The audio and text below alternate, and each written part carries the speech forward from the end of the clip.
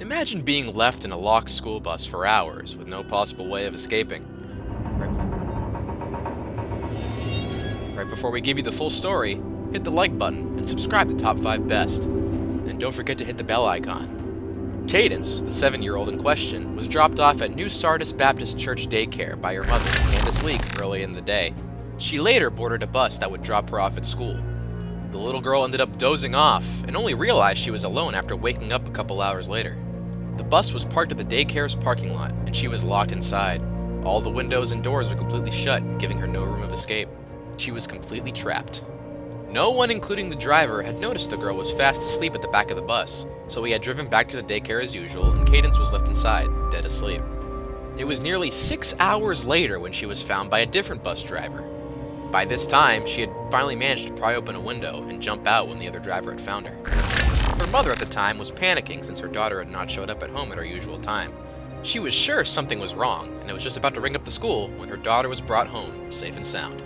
We're sure she won't be passing out on buses anytime soon. If she had not managed to escape, Cadence would have had to sleep hungry on the cold floor of the bus the entire night.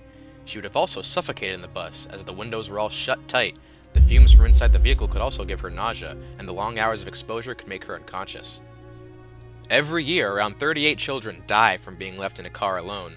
Cadence was lucky it wasn't a ridiculously hot day, or else she would have fallen victim to heat stroke. Children absorb heat 3 times faster than adults, and their bodies aren't able to cool off as fast, making it easier for them to fall victim to heat stroke. By the following morning, the news had spread all over and almost every other parent knew what had happened.